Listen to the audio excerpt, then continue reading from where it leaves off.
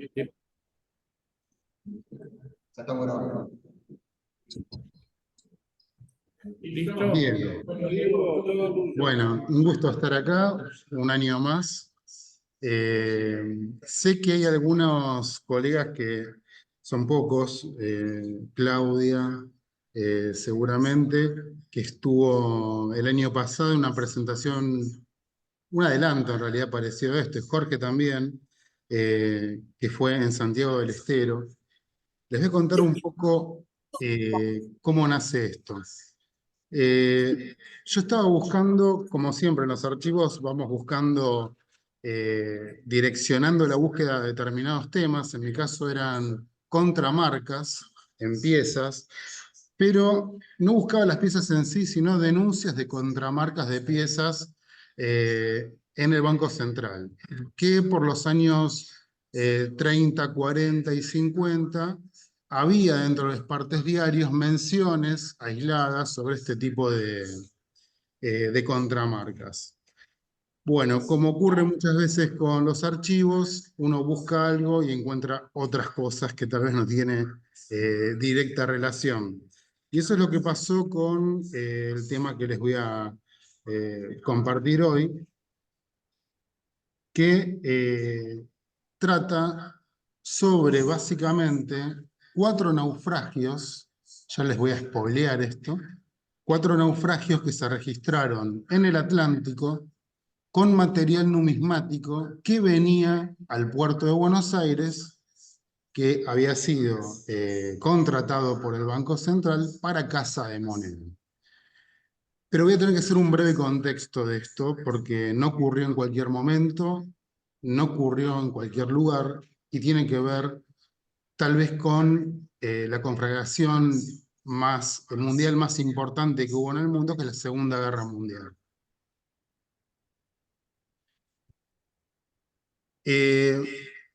Siempre se supo que la batalla del Atlántico fue una gran batalla con dimensiones colosales por el tiempo y por justamente su geografía. Fue la batalla más importante librada desde el día 1 de iniciada la Segunda Guerra Mundial, es fechable, es el 3 de septiembre del 39, hasta mayo del 45.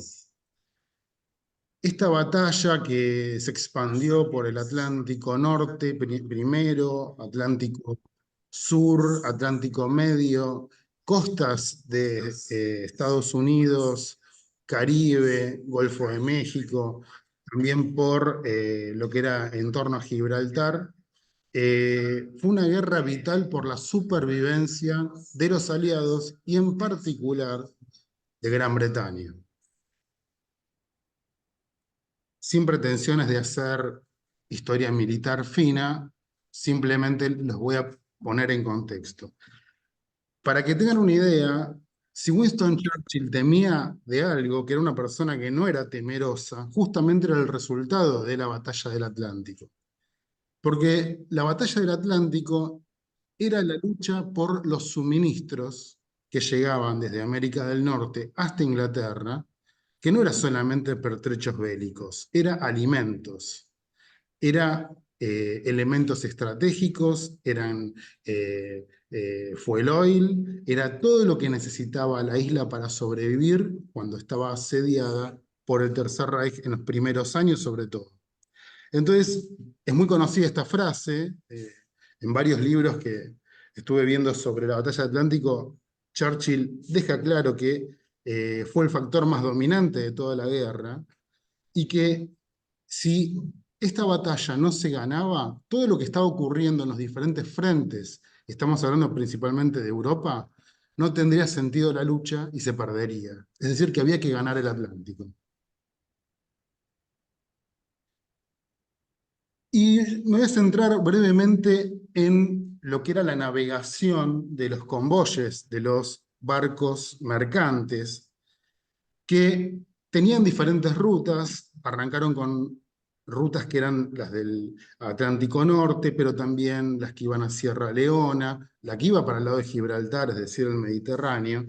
Y el sistema de los convoyes era un sistema de defensa donde en filas y en un radio promedio de 50 kilómetros, los convoyes navegaban basados en un barco insignia, que era el barco del Comodoro, con escoltas alrededor para evitar los ataques de submarinos. Como ocurrió muchas veces durante la Segunda Guerra Mundial, hubo decisiones que se atrasaron, en algunos casos por suerte. Por ejemplo, los submarinos alemanes eran un puñado al principio, en el año 39 eran 59 submarinos, que solo con 59 unidades comenzaron a hacer estragos inmediatamente en el Atlántico. Luego de un ataque que fue un ataque casi de élite a la base de Scapa Flow, que era la base más importante que tenía Inglaterra, y el hundimiento de uno de sus buques históricos más importantes, el Royal Oak. A partir de ahí recién se le dio prioridad a lo que fue el armado de las diferentes manadas de submarinos, que a partir básicamente del año 40 iban a asolar los diferentes convoyes que iban y venían con elementos para los aliados. Pero hay una fecha vital, que es en junio del 40, que es cuando el ejército nazi toma Francia, y inmediatamente Dönitz, que era el que estaba a cargo de la fuerza de submarinos, con la venia de su jefe Radel, va a diferentes puertos del Golfo de Vizcaya y arma fortificaciones y búnkers desde donde iban a operar los submarinos abiertamente hacia el Atlántico. Había varias bases, estaba la de Brest, la de Rochelle, por ejemplo, la de Lorient, que era la más importante, que tenía 3 búnkeres importantísimos que hoy son museo. Ahí estaba la base principal. Y entre el año 40 y el 41 casi lo logra lo que era las manadas de submarinos, de cortar los suministros casi completamente. Churchill tenía a varios científicos, entre ellos varios economistas, que día a día iban calculando los suministros que les quedaban en la isla para sobrevivir. Y estuvieron muy cerca de ser cortados, hasta que ocurrió algo que todos conocemos, que fue el ingreso de Estados Unidos a la Segunda Guerra Mundial. El 7 de diciembre de 1941 es atacado Pearl Harbor, y ahí empiezan a cambiar las condiciones de la guerra, aunque no fueron inmediatas, y especialmente la batalla del Atlántico. Una de las cosas que yo, por ejemplo, no sabía, era que los ataques a los convoyes eran principalmente nocturnos. ¿Por qué? Porque el radar se desarrolla más tardíamente en la Segunda Guerra Mundial. Entonces, los submarinos atacaban desde superficie y no eran detectados. Si bien existía un sistema que se llamaba ASDIC, que era un sistema de detección que después se perfeccionó como el radar, el sonar que todos conocemos, en superficie y de noche, las manadas de submarinos eran prácticamente indetectables y se metían dentro de la línea de los convoyes y hacían estragos, como podemos ver acá. Estas fotos que son de día ya con la faena hecha, ¿sí? O alguna operación de remate ya directamente a plena luz del día, y por supuesto sin las escoltas. El tema de las escoltas era muy importante porque comenzaron muy magramente, con muy pocos barcos, tuvieron que tomar barcos balleneros para convertirlos en corbetas con sistemas antisubmarinos muy elementales, hasta que después comenzó a engrosarse el sistema, digamos, de escoltas, que le daban importantes posibilidades de sobrevida a los convoyes. Pero hay un año que es el año clave, es el año 42. El año 42 es el año más dramático en la batalla del Atlántico, y es nuestro año para el tema que quiero compartir con ustedes. El año 42 es el año donde se abre el frente de la batalla del Atlántico y se corre todas las operaciones hacia las costa este de Estados Unidos, con terribles pérdidas para los mercantes y todos los suministros norteamericanos, y por supuesto del resto de los aliados. Acá tengo unos mapas que pueden ejemplificar muy rápidamente, ¿sí? Ustedes si ven los puntos negros, son los puntos donde están los hundimientos. El primero a nuestra izquierda es entre el año 39 y el 40, entre septiembre del 39 y mayo del 40. La mayoría de los hundimientos se dan en torno a Europa, ¿sí? Y al Mar del Norte, el Atlántico Norte. Luego pasamos el periodo que va de junio del 40 a marzo del 41. Vemos que las operaciones en el Atlántico Norte son masivas, es decir, la cacería se ubicaba ahí, y parte de lo que era la ruta de Sierra Leona, al sur de las Azores, donde se producían también ataques de las manadas de submarinos, y cuando digo manada eran packs de varios submarinos que ya tenían información de inteligencia para interceptar a los diferentes convoyes. Para abril del 41 y diciembre del 41 hay un cambio en la configuración de los hundimientos, ya se van hacia el Atlántico Medio, donde en el Atlántico, en el centro del Atlántico, no tenían cobertura aérea, lo cual era fundamental. La cacería de submarinos que se podía hacer en forma aérea era más cerca de las costas, todavía no había desarrollado aviones de ataque con demasiada autonomía para llegar a donde se reunían las manadas, que eran justo en el centro del Atlántico.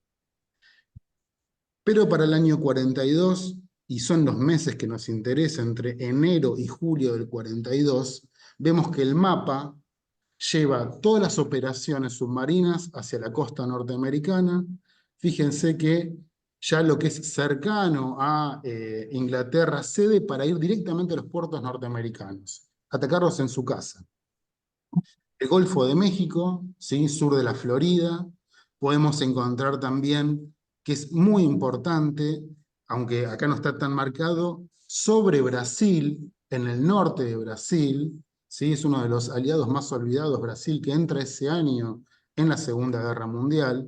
Es decir, que ya los ataques comienzan con aquellos barcos y aquellos suministros que también van a América del Sur.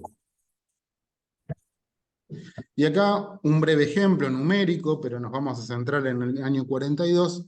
Fíjense que la comparación de números. En el año 42 hay 1.155 mercantes hundidos, lo que significa 5.873.514 toneladas de pertrechos, comida, etc.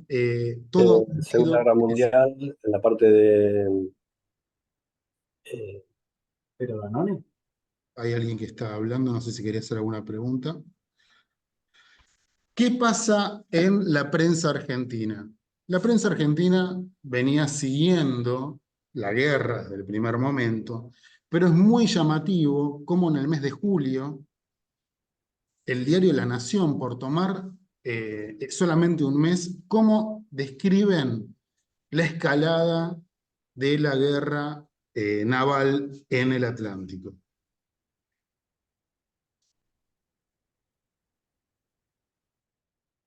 Y vamos al tema que a nosotros nos convoca, que es qué tiene que ver la numismática con la batalla del Atlántico. Hay varios escritos muy interesantes. Uno lo hizo el actual subdirector del Museo del Banco Central, es el que se encarga de las publicaciones, de investigaciones también, Daniel Rey, que hizo un trabajo que está publicado en la página de Infirra, lo súper recomiendo, sobre lo que son los níqueles de 50 centavos, que nombra un incidente que es el hundimiento de un vapor norteamericano con níqueles que venían a Buenos Aires. Ahora vamos a ver de qué tipo de níqueles se trata. Estamos hablando del USS Texan, de bandera norteamericana, Es un barco que fue botado en 1919. En la Primera Guerra Mundial trabajó como transporte de tropas, por eso se llamó USS al principio, y después pasó a lo que es la Marina Mercante, ya no pertenecía a la Marina de Guerra, por eso después, más adelante, se denominó SS Texan. El SS Texan llevaba la última partida de piezas de cuproníquel. También está sentado en un extraordinario trabajo que hizo Edgardo Valdemarín. Edgardo, un saludo. Sabe que lo estuve leyendo intensamente en estos meses. Hace alusión justamente a este embarque, que es un embarque que carga la empresa Scoville Manufacturing, cerca de Nueva York, pero es el último embarque de cuproníqueles porque se estaba cerrando la producción de níquel de Estados Unidos, claramente porque estaba en guerra.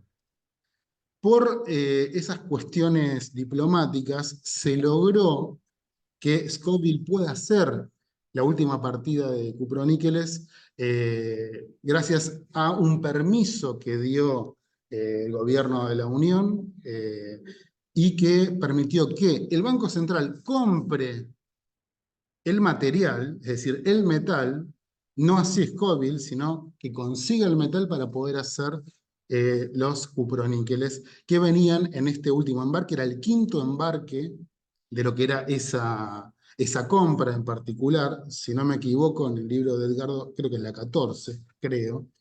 Después lo chequeamos. Pero bueno, estamos en un momento donde si no llegaban estos cuproníqueles, nos teníamos que olvidar de los cuproníqueles, porque no había abastecimiento. Ya estábamos en un estado de emergencia. Desde el año 39 venían fracasando las diferentes compras en Europa. Como sabrán, se cerró el mercado de los metales europeos, sobre todo en Europa Central. Tanto Austria como Alemania habían sido nuestros proveedores. Las empresas relacionadas con eso se fueron en forma directa a la actividad armamentista y el significado de este embarque era fundamental. Lo que ocurre es que el barco salió del puerto de Nueva York, fue por toda la costa este de Estados Unidos, llegó al norte de Cuba y fue interceptado por este submarino que venía haciendo un raid que había hecho desastres. Venía de 4 hundimientos en los últimos 3 días, se cruza con el Texan, al Texan lo torpedea y lo cañonea. ¿Por qué se hacía eso? Primero se lo dejaba fuera de operación y después se volaba toda la parte de comunicaciones. Los que están familiarizados con historia militar o han estado en el tema militar, el tema del ataque a la cabina de comunicaciones es fundamental. La cuestión es que era un barco que llevaba 10.000 toneladas de diferentes tipos de metales y materiales, entre ellos los discos de Scoville, y se hunde en 1 hora. Hubo 5 fallecidos y luego son rescatados por un pesquero cubano que finalmente, bueno, pudieron sobrevivir el resto de la tripulación. Siempre lo importante para el capitán del barco era deshacerse de la documentación que era clasificada. Dentro del embarque había documentación oficial de guerra que iba para Brasil. Recordemos que para ese entonces Brasil ya estaba empezando a armar una base aérea en Natal y una base naval también. Estos son los partes que llegaban. Siempre las empresas tenían su representante argentino, ¿no? Y el 30 de marzo daba notificación del hundimiento del vapor y de la pérdida de los cospeles de cuproníquel. Estos son cospeles de cuproníquel de nuestra colección, que tenemos de la época del Banco Central, por los años que están clasificados, corresponden a la etapa Banco Central. no así de la etapa de la caja de conversión. Todos conocemos los cuproníqueles que han circulado en el país. Estos eran las piezas que teníamos que hacer. Y se desata una emergencia. Y esto sí sorprende, porque inmediatamente, casi capitaneado por el gerente general del banco, que en ese momento era Prebisch. Prebisch fue una eminencia, ¿sí?, en la historia económica argentina, y estaba mano a mano detrás de poder conseguir un sustituto de los cuproníqueles. Por lo cual inmediatamente empezaron a aparecer ofertas.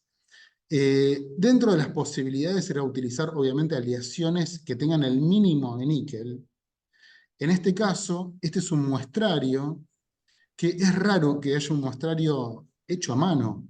Prácticamente hay partes que están escritas a mano, como de apuro. No es común que en lo que es toda la parte de archivos del banco contemos con algo tan desprolijo, pero pensemos que el 18 de marzo había sido hundido, nos quedábamos sin reservas y había ya que salir al ruedo con una nueva moneda. Por lo cual empiezan a hacerse pruebas con otro tipo de metales. Cerrado Estados Unidos, cerrado Europa, todos sabemos que en el año 42, en mayo del 42, a 2 meses del hundimiento, aparecen las monedas de bronce de aluminio con la libertad de Basor, conocidas por todos, no sin inconvenientes en la producción, en cuanto a la calidad de acuñación, en cuanto a también el tipo de metal, pero se pudo salir al ruedo de una situación claramente compleja. ¿A qué se debía?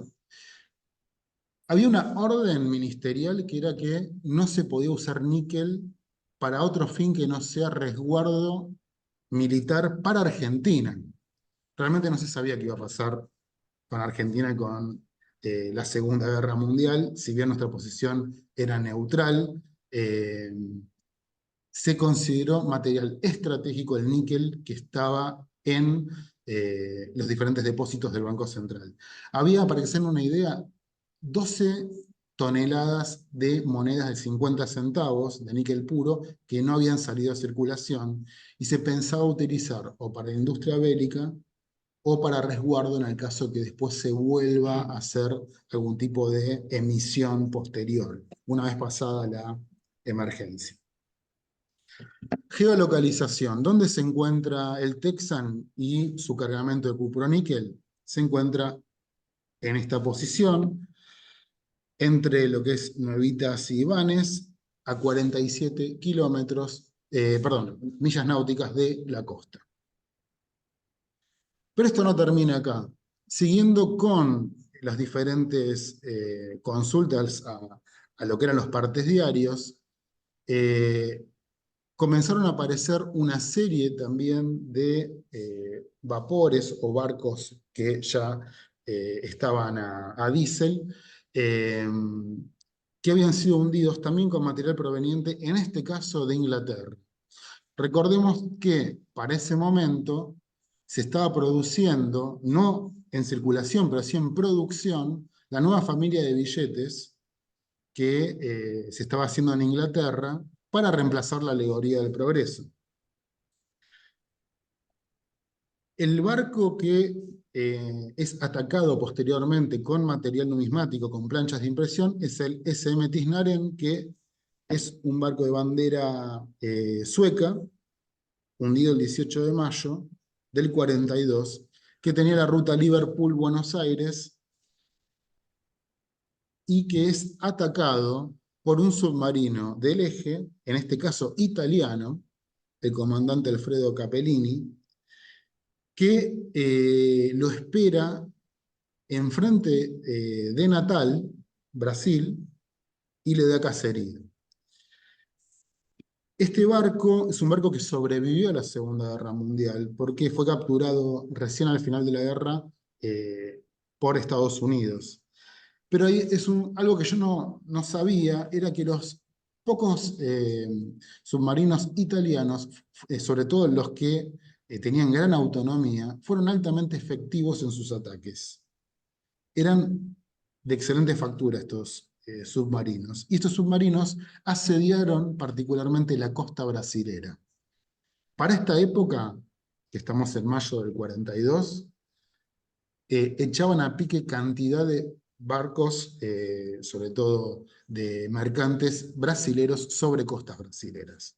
Cuestión que ya era inadmisible para Brasil y que hizo que finalmente en agosto Brasil le declare la guerra al eje. Tomás de la Rue, que era la empresa que enviaba las planchas de impresión de lo que iba a ser la nueva, los nuevos billetes con impresión calcográfica, avisa al Banco Central que el vapor Tinarén fue efectivamente hundido, y que había sido hundido con 5 planchas transferidas de valor de $1, que eran las primeras que se enviaban al Banco Central.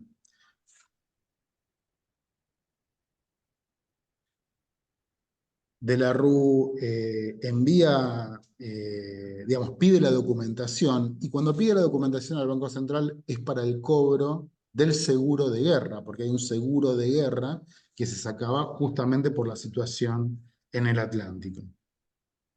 Estamos hablando de este tipo de billetes. Nosotros en el banco tenemos bocetos, los primeros bocetos originales y bocetos de retoque que se iban enviando a Inglaterra, hasta que finalmente Tomás de la Rue queda como la empresa adjudicataria.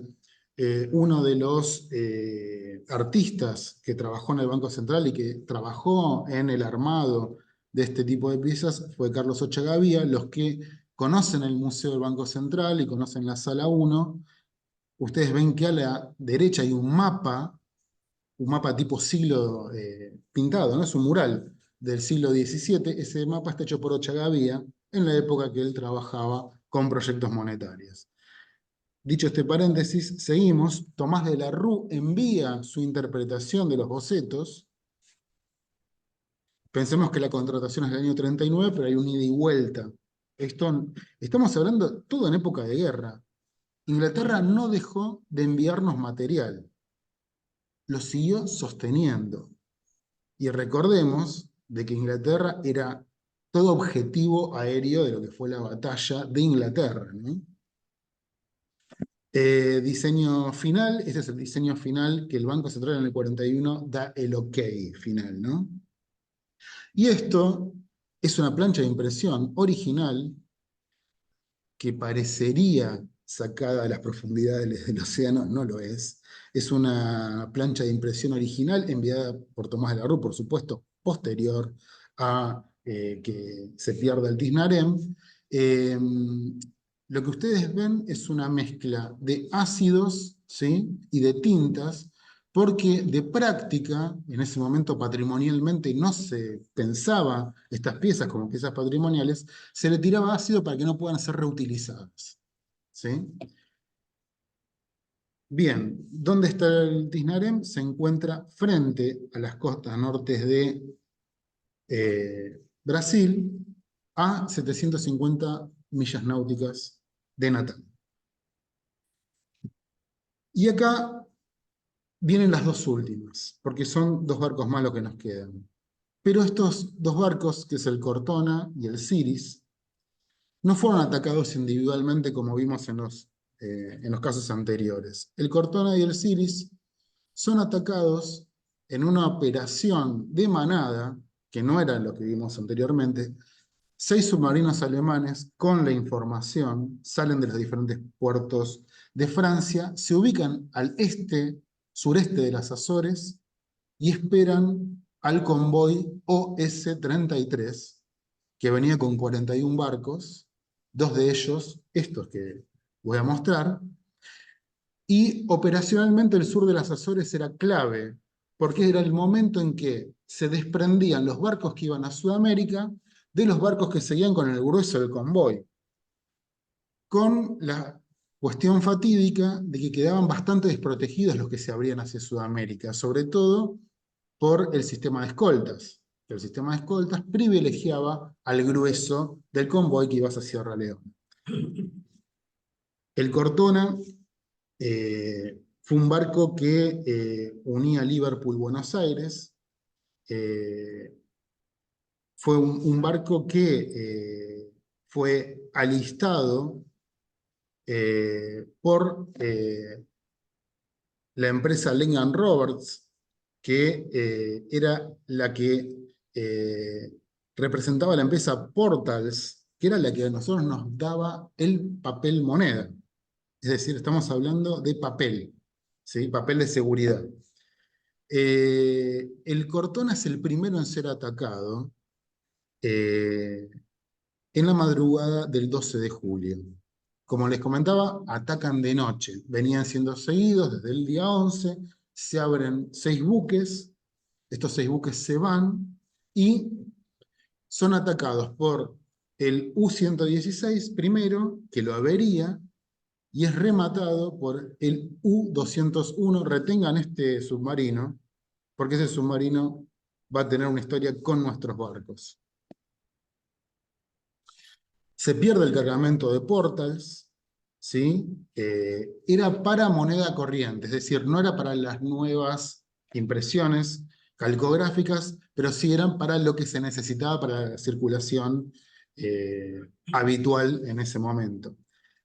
Acá una foto de lo que es la planta, ¿sí? Que fue bombardeada, pero que siguió trabajando durante la Segunda Guerra Mundial, en Overton, Inglaterra.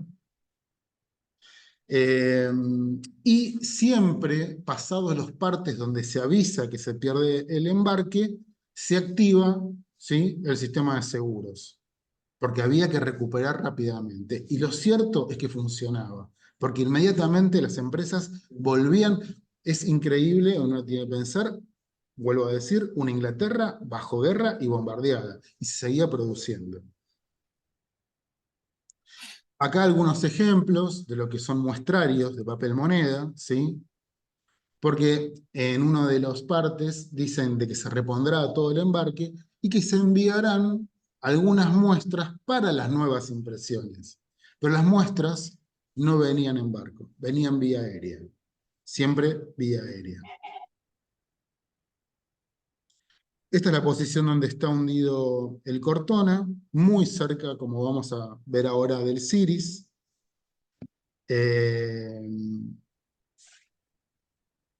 Así como en el Tisnarem, que fue el que les mostré, frente a las costas de Brasil, no hubo víctimas, milagrosamente. En este caso ya estamos hablando de 28 muertos, son 28 náufragos que quedaron a la deriva en uno de los 2 botes y que no pudieron ser rescatados y el mar se los tragó. Es interesante porque uno de los escoltas, de los barcos escoltas, que se llamaba el Walker, fue un escolta muy importante durante la primera etapa de la guerra hasta el año 42, su capitán decía que la guerra en el mar era una guerra anónima, porque no se podía ver mucho de lo que se perdía. No se podía, no era como entrar en un campo de batalla y ver, digamos, los tanques partidos, los cuerpos. En este caso, era casi como una guerra donde había un cierto anonimato, ¿sí? En lo que ocurría en grandes extensiones, ¿no? Entonces le denominó este capitán la guerra invisible. En una parte era una guerra invisible. El Siris. El Siris fue testigo del ataque de su barco compañero, vio como había una explosión a unas 5 millas, ¿sí? De su posición, y unas 4 horas después, el U-201, que es el que remata al anterior, lo ataca y en cuestión de una hora se hunde. Le dan la línea de flotación y no tuvo ninguna posibilidad de sobrevida. El Siris era de bandera británica, fue atacado esa madrugada por justamente este pack de submarinos, y completan una faena terrorífica que fue esa noche cargarse 6 buques, entre ellos estos 2. ¿Qué tenía el Ciris? Tenía reposición de planchas de impresión. Como vimos anteriormente, ¿sí? Se seguían llevando las nuevas planchas de impresión, y Tomás de la Rue enviaba billetes grabados, que eran, digamos, planchas de billetes grabados de verso y reverso, de $1, clices de fondo para 5, 100 y 1000 pesos. Es decir, que se seguían remitiendo para el armado de la nueva familia de billetes que iba a salir a luz un año más tarde.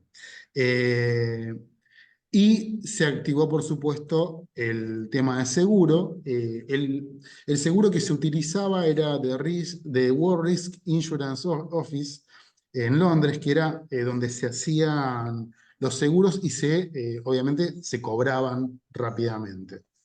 El Ciris perdió 8 de sus grabados. Recordemos lo que costaba hacer un grabado manual en la época. Les voy a mostrar el reverso del mismo billete que habíamos perdido en 2 hundimientos anteriores, ahora en este último. Este también es un estudio hecho por Ochagavía de luces y sombras del proyecto de reverso. A Tomás de la Rue se le envía esta imagen, ¿sí? Que es de la obra de Ceferino Carnacini. Tomás de la Rue remite el boceto final. Todo este material lo tenemos, por supuesto, en el Museo del Banco Central. Y esta imagen es la imagen de lo que fue aprobado en el año 41 y no fue emitido. El reverso, en estas condiciones que yo les contaba, el reverso de este billete de $1, que vale aclarar, para los que todos sabemos, este billete nunca circuló, nunca se hizo. Se hicieron pruebas de impresión, pero finalmente nunca fue incluido en la circulación. El Ciris está en casi idéntica posición que su barco, su compañero, el Cortona, y esta sería la breve historia de estos casos particulares donde la guerra ha metido su mano en prácticamente lo que era las vías de comunicación donde nos llegaba a nosotros material importado para la producción monetaria nuestra. Y simplemente, como para repasar, yo le llamo postillas porque tal vez está bueno recordar algunas cosas.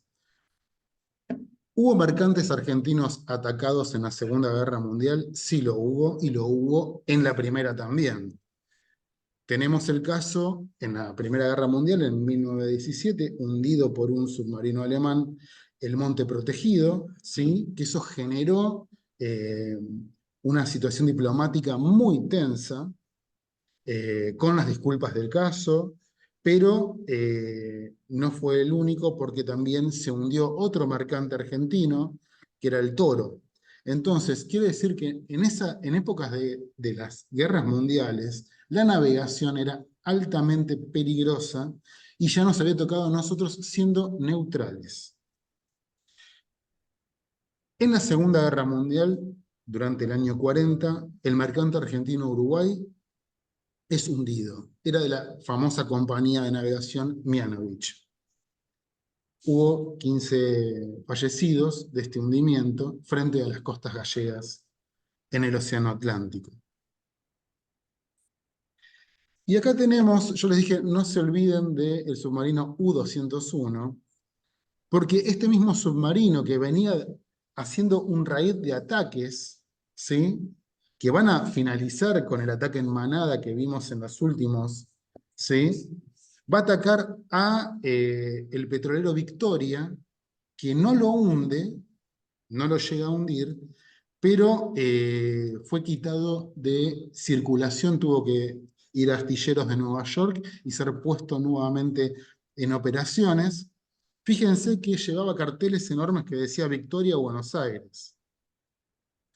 Había hay muchas especulaciones, pero en muchos casos quedaba a criterio del comandante del submarino si atacaba o no, si abordaba o no. Y en este caso, el criterio fue atacar. El caso tal vez más resonante, que entra dentro de la línea de tiempo que nosotros estamos tomando, que es año 42, fue que en esos meses donde atacan a nuestros barcos, a nuestros mercantes, hunden al río Tercero, en junio de 1942. Lo hunde el U-202, ¿sí? Frente a las costas de Nueva York. Pensemos que el frente se había ido hacia las costas norteamericanas y en este caso nos toca a nosotros. También con las leyendas Río Tercero, Buenos Aires, cosa que no fue acatado. Hubo 5 fallecidos.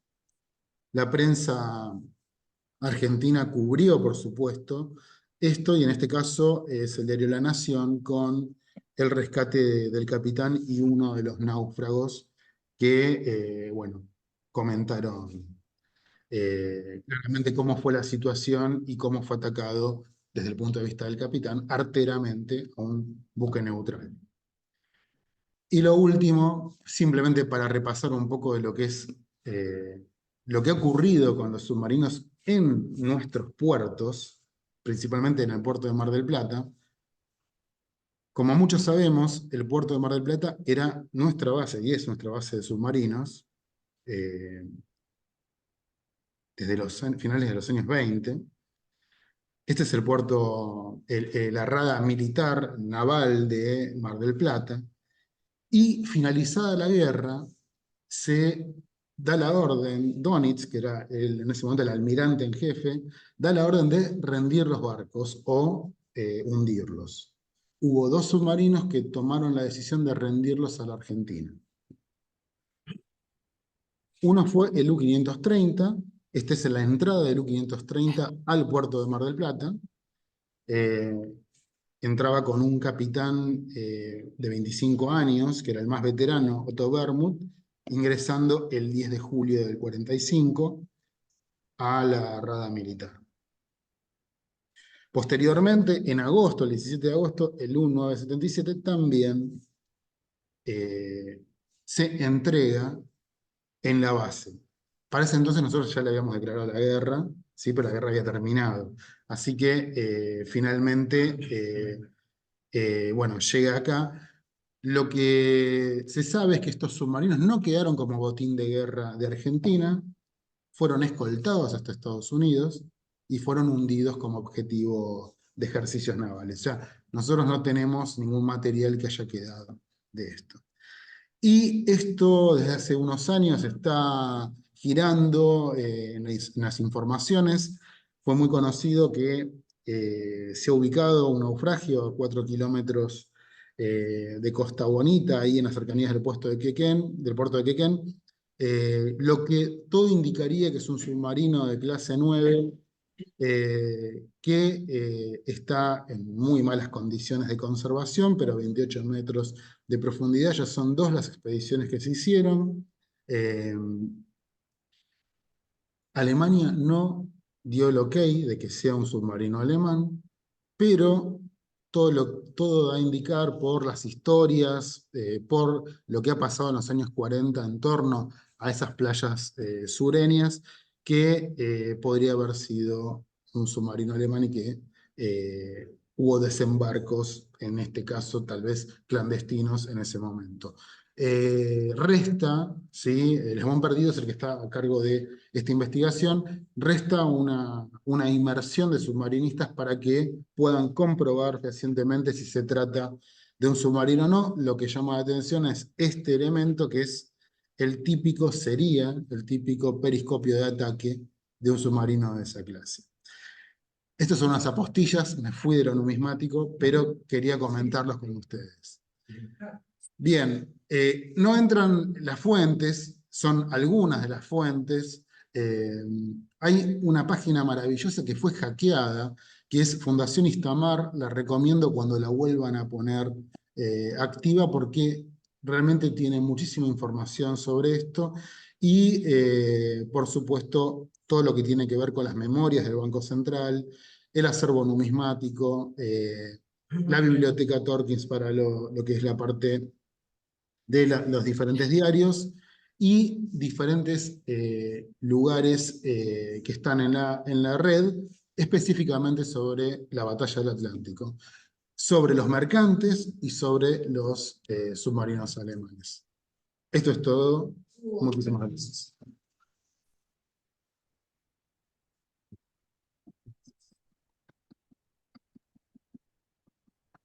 Diego, Espectacular. una cosilla, ¿no? Sí, Yo tuve un familiar, mucho mayor que por edad, un tío primo, que ha fallecido hace años, que es oficial del Marino Mercante y le tocó, él estaba embarcado en el Río Primero, ujú, le tocó cruzar el Atlántico, llevando los sí, sí, sí. No se escucha. detenido y abordado por un marino alemán, con la suerte de que no fueron atacados, ¿no? Claro, Eso tiene una cobertura de más, bien, tuvimos pérdidas por ataques, obviamente, señalaste, la cobertura de, digamos, política, que más allá de las simpatías con el Tercer Reich de muchos dirigentes argentinos, de los cuantos de aquella época, Argentina se mantuvo neutral. Parece ser que hubo operación de, digamos, inteligencia de los ingleses que le pidieron a la Argentina que fuera neutral. Era la manera de favorecer el intercambio comercial, recibir de Argentina los suministros, los alimentos, ¿no?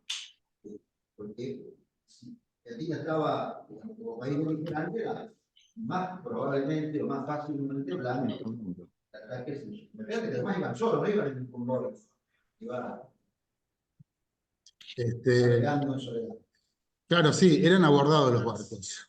Y también era decidido si se torpedeaba o no.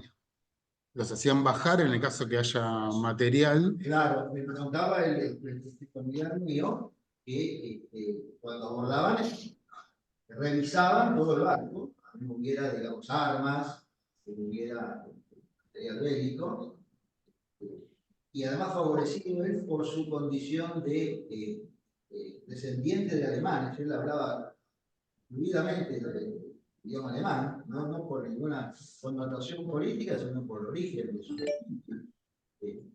Bueno, eso también le facilitaba la comunicación con los marinos alemanes que lo abordaban, ¿no?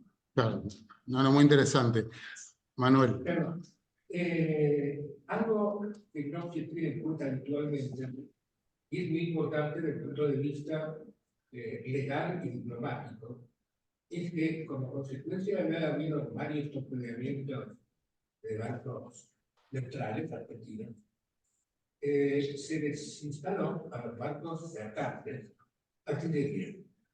Se desinstaló. Ah, no sabía eso. Se sacó la artillería que tenían esos barcos. No mercantes, mercantes. Ah, sí, sí, sí. Mercantes con un par de cañoncitos en cada banda para atacar a un submarino que lo atacara en su superficie. Con lo cual, eso les daba cáncer a los submarinos a no avisar y torpedear por sorpresa. Claro. Eso es un tema. Y cambiando un poco de tema, si me permitís, estaba con temas físicos, militares. Hace mucho que no visito el museo del Banco Central. Es hora que venga. Antes de la pandemia, varias veces pedí que me hicieran un pequeño cambio, no me dieron. Espera, no sé si sigue estando este documento, que creo que ahora es más oportuno todavía que cuando yo manifestaba que no tuviera. Había una gigantografía del originalmente del simple convertible de la campaña desierta. Sí. ¿Qué decía la autodenominada campaña de diciembre? Las campañas militares no se autodenominan.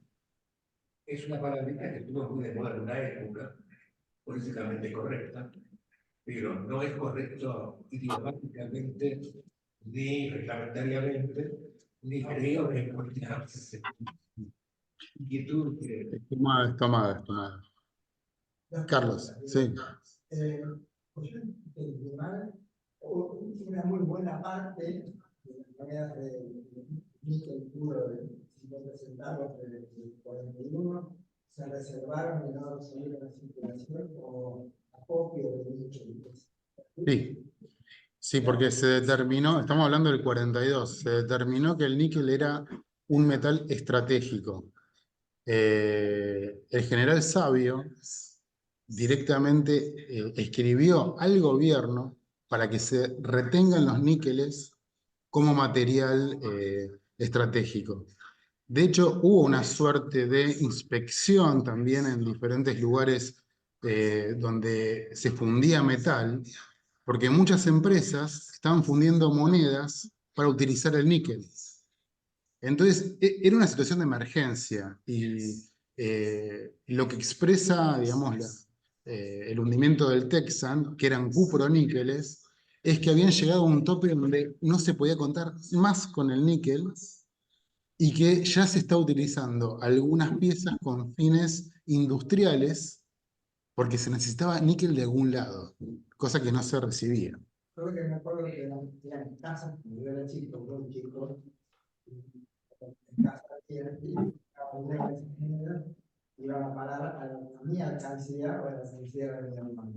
Y eran tesoros, digamos, cosas que ya parecieron hoy se consigue sin problema, pero en el momento ese era escaso encontrar monedas de 50 centavos. Esa era la primera pregunta. La segunda, los pellets de bronce de los niños fueron hechos todos en Argentina.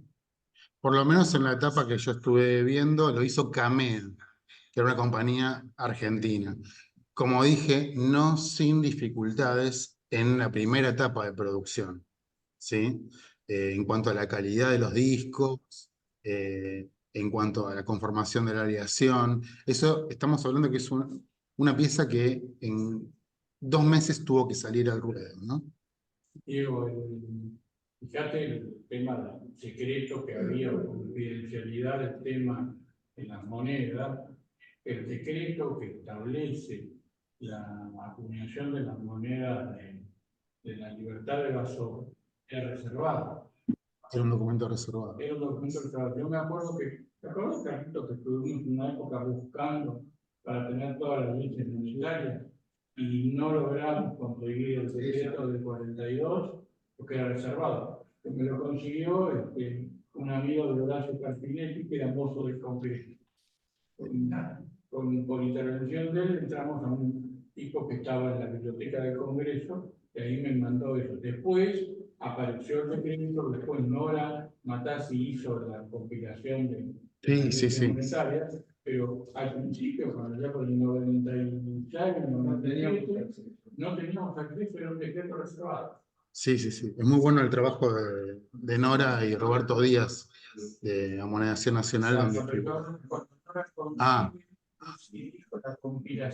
Ah, había conseguido fotocopia a través de este muchacho de la Biblioteca del Congreso y ese no se conseguía hasta que lo conseguí. Yo lo tengo ahí en una fotocopia trucha, pero interesante. Si lo tenés a mano, bienvenido. Yo tengo casi lo que tengo, yo tengo, compré en un tiempo, fíjese, las muestras no emitidas de $1 y de $5, hay una de $5 que tengo anverso y reverso, de anverso y reverso, y una que es anverso y el reverso todo cuadriculado. Y tengo una plancha de todos los billetes, pesos hasta $10.000, que no sé dónde está, pero tengo, de casa de moneda. Pero los billetitos esos que ustedes tienen ahí muestran. El Banco Central yo lo tenía, yo los tengo en la colección. Sí, en el 50, me parece que se reservó también realmente lo que ya teníamos para la cara de San Martín, no era especulativamente. Los papeles que se echaron, no sabés si eran realmente los papeles que pegaban, No, no, creo que no, pero eso lo tendré que averiguar bien. Entiendo que no. Yo hago una disquisición así, en voz alta. Y mirás bien la bueno, su color grisáceo. No tienen el mismo color que la adquisición hasta para mí, ¿no? O sea, desde el punto de vista que yo en memoria, los 50 son apagadas.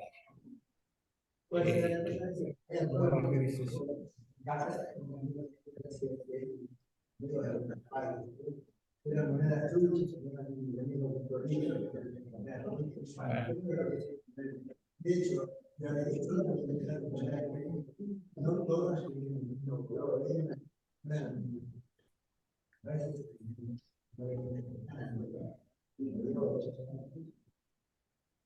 Una sola es más rosada, y una sola que tiene un poquito más de.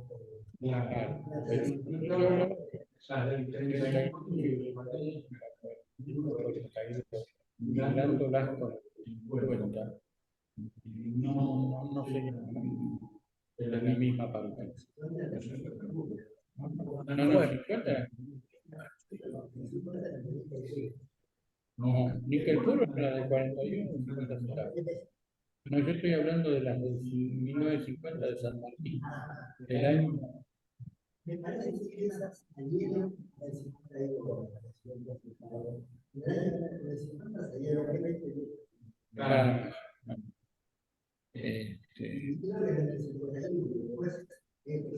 No me acuerdo, sí.